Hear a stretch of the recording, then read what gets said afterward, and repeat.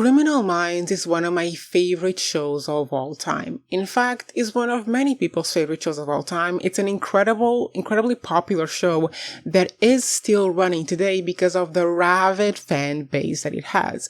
Honestly, I made these comments on TikTok a few weeks ago. The fan base and the fan theories and the fan comments and the fandom in general online are what make this show so goddamn good, are what make it, not what makes it good, but what makes it that much more enjoyable. Because all the theories, all the reactions, all the interaction about these characters and these people and how they impact you and how fun they are, that's what makes the show that much fun. Because there have been moments in the show that were just okay for me, but then seeing someone else's perspective on it, I was like, oh my god, this was cool. This was really cool. So, Criminal Minds is that show for me. But what is it? Criminal Minds is a crime procedural drama that follows a team of profilers from the FBI called the BAU, the Behavioral Analysis Unit. They use behavioral analysis and psychological techniques to analyze the behavior and the thought process and whatever of a bunch of different types of suspects. They work with serial killers, traffickers, schmiles, kidnappers, bombers, any kind of the worst type of monsters that you can imagine. This is who this team works to catch. So it could have been an incredibly dark show, and it was, and it is still an incredibly dark show because it deals with incredibly dark themes, and there are many episodes that mess with our emotions, that make us cry, that make us angry, that make us sometimes feel for the suspects, unsubs, as we call them, unknown subjects. But in reality, the show wasn't really that dark. It was in its themes and in the cases that they pursue, but the team in itself, the team that we follow, the BAU team that we follow over the years, was just wholesome. It's the found family trope done to a T. We all got attached to these people. We love the characters, some more than others, and it's impossible to watch this show and not fall in love with this family. They themselves call each other a family many times. It's very much Fast and Furious 5, Mi Familia vibes, okay? And there are, of course, characters that the fandom attach to more than others. The two characters that really bring the mood up for the team and for the audience every single time are Garcia and Reid. But Reid was a character that everyone attached to in a particular special way. Everyone loves Reid. Reid is the most lovable character of this entire show. Everyone loves Reid and everyone loves to thirst after Reid. Okay? It's a thing. Let's not hide about it. Let's not hide it. It's a thing in the fandom. I feel like the most favorite things that exist in the fandom is JJ and Emily and Reid just existing. Reid existing and breeding. The amount of AMV videos on YouTube that exist about Reid. Reid is the resident boy genius. He's assumed to be on the spectrum. He's generally a nerdy, freaky kind of guy. He has a lot of special interests. He's always spitting out facts about everything that no one cares about. He has a very difficult relationship with both of his parents. He had a very difficult childhood. He was a genius since birth, so he was very early on to doing many things. I think he was in university when he was still a teenager. This is a weird character. We identify with him, we relate to him. This is the character that every audience member is in the found family. The weird little kid with a difficult childhood that finds a family in a bunch of people who will protect them to the end of time. Reid is the only person who has like a different kind of gun because he can never pass the goddamn test for the proper gun. So in a lot of times he's protected by the others, and he has more than one paternal and maternal figures in the team that kind of look out for him in that way. So this is the character that not only we relate most to, is the character that we attach ourselves most to. So given this character, who is very beloved, who is very thirst after, who is very relatable, and that we all have this big connection with him, if you do a romantic plot point in the show, we are glued. We're glued to the screen, okay? We're going to be there with you. The whole time, we're going to be there with you.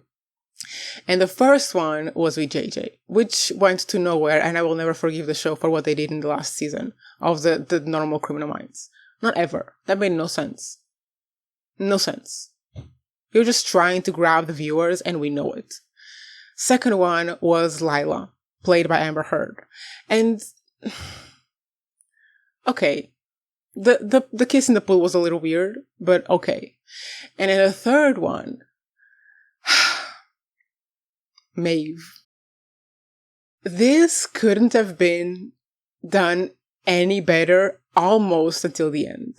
It was done so goddamn well. This pairing was freaking, these were soulmates. This was soulmate pairing for Reid. I don't care whatever you do with the lady that we met in season 15. I don't care whatever you do with JJ. Maeve was like star-crossed soulmate pairing for Reid, and I will never shut up about it. And the season where they introduced her was the perfect season for this. This was the first season that Blake was introduced. Blake was one of the first, if not the first, replacement characters in the show. What are replacement characters? I'm not sure that anyone calls them this. I call them this. Replacement characters are characters that are brought in to replace an OG member of the team. The OG members are Reid, Garcia, Hotch, Gideon. Rossi was, at the beginning, a replacement member, but then he's an OG member of like the core seasons. The same with Emily. She was originally a replacement member, but then she became an OG core member because she was replacing Elle. But the core of the seasons, post Gideon, if you consider post Gideon, is Emily, JJ Garcia, Reid, Hotch, Morgan, and Rossi. This is the core of the team. And then the elements start leaving the team and they introduce new characters to replace those elements. And Blake is one of the characters that is introduced to replace someone who left. I think she's introduced to replace Emily. Not sure. But Blake, I think, is a fan favorite of the replacement characters. She's one of my favorite characters, like of the replacement characters ever. For me, it's Blake and Luke. And Blake was an incredibly important character for Reid. And I'm convinced the only reason they introduced her was for Reid's sake. Let me explain. Reid had a messed up childhood. He had a lot of issues. He had a very unstable relationship with both his dad and his mom for different reasons. And throughout the show, Reid is given more than one paternal figure to attach to. We have Rossi, we have Morgan kind of as an older brother, and we have Gideon as the first paternal figure that Reid attached to. He had a very close connection with Gideon. He was really hard on him when he left. And this is one of the things that Reid hates the most, is people leaving his life. But Blake was, I think, the first and only maternal figure that Reid had in the entire show, meaning his entire adult life. She came in and she was not only connecting with him in this type of role of a maternal figure role, she was connecting with him because she could keep up with him. She was smart enough to keep up with him and to have the conversations that the others just didn't want to have or were bored by. Blake was on Reid's level and could keep up with most of the stuff that he talked about. This was how important their connection was. They connected over jokes that the others didn't understand. It was a really important relationship. And Blake was incredibly supportive of Reid. Blake was the first person to find out about Maeve. And when Reid needed to analyze his memories of the conversations he had had with Maeve to find a clue, he chose Blake because he knew Blake would be able to get it out of him because he trusted her that much. Reid's first maternal figure on the show, one of the few people that could actually keep up with him on his intelligence level, was one of the most important people in helping him through his most significant relationship. And it made it that much better. Because who was Reid and Maeve? How did they meet? What was this relationship and why was it so absolutely amazing and goddamn heartbreaking? I mentioned that Blake could understand Reid and could be on Reid's level. Maeve was as smart, if not smarter than Reid. They had inside jokes that no one else understood. They were on another level of language and understanding and communication with their telepathic brains. Not actually telepathic, but it was on another level. This was soulmate business. You need to understand this was soulmate business. Maeve and Reid met through Reid's MRI scans of his brain. Remember when Reid was having all those headaches, he couldn't get rid of them, it was a huge issue, and one of the people that he was referenced to was Maeve, because Maeve was a geneticist. She was incredibly smart in her field. She's a star. She's very famous in her field, and his MRI scans were sent to her as a reference to see what was the problem, to have another opinion. And Maeve's first reaction upon seeing his brain was, this is a person I have to meet. It was like she was attracted to his brain. And by the way, Maeve and Reid didn't see each other until the final day. So what happened was that they started communicating through phone calls. Every Sunday, Reid would call Maeve on a payphone. It was never the same payphone. It was always a different payphone. It was always on a specific hour. Only on Sundays. They spoke like this for months. But why? Because Maeve had a stalker. She had completely given up her life. She was living in an apartment with drawn curtains. She didn't leave. She didn't do anything outside of the apartment. She was completely terrified of this person. So when she met Reid, the only option for her to keep him safe, because this is why she was doing it. She was doing it to keep him safe. Because Reid offered to ask the team to investigate, to find the stalker. And she thought, no, it's too dangerous. You don't know what you're dealing with. We have to keep talking like this to keep you safe. So they did.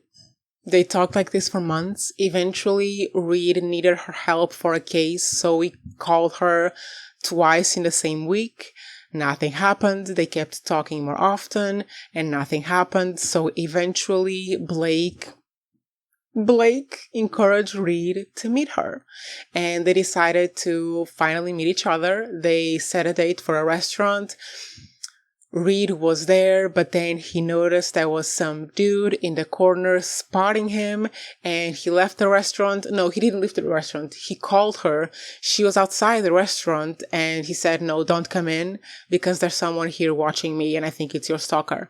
So she didn't come in, and they kept talking on the phone. We later find out that the dude that was there spotting Reid was Maeve's ex-boyfriend, ex-fiancé actually, who she had broken up with after the stalking shenanigans were going on. And he was there because he found out about the date, and because he knew there was a stalker after her, so he went there to kind of look out for her. It's an excuse. He probably just wanted to see her because she had been hiding for months. However, when the ex-fiancé followed her to the restaurant where she was going to meet Reid, the stalker also did, and found her and Reid. And after she found them, that was it. She started planning the whole thing to take them down. And this is the episode Zugzwang. When I first watched this episode, I was in pain. And I'm going to give you a very quick summary. The stalker is a woman, and is a woman who used to, or who tried to work with Maeve, who applied to work with Maeve, and Maeve completely rejected her proposal of her thesis, and she became just incredibly jealous of Maeve, because Maeve, remember, is a star in her field, very famous in her field.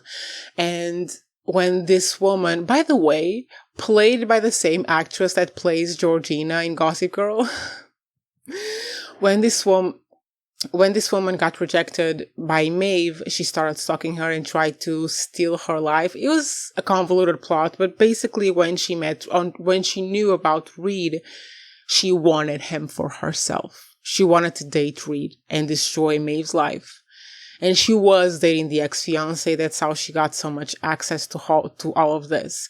So shenanigans happen. They find out it's her. She has kidnapped Maeve and kidnapped the boyfriend and eventually has Reid on her grasp as well. Shenanigans. The stalker kills herself and Maeve. Like, they are side by side. Their head, like, her head is here, Maeve's head is here. She shoots herself and kills them both. And that's how the story ends. And I will never, ever, ever, ever forgive Criminal Minds for that, because that was the biggest wasted plotline of the show. You mean to say that you've created this character that is so incredibly beloved by every single fan on the planet? Every fan of this show loves Reid. You created a perfect character. We love him. We would do anything for him. And then you have the audacity to create the perfect partner. You created a soulmate for Reid, a person who is so smart, that is potentially smarter than him, that doesn't care about his looks, that only cares about his brain, is perfect. Perfect. You created a soulmate. You couldn't have done it better. You could not have done it better. And then you kill her. Then you have the audacity to kill her?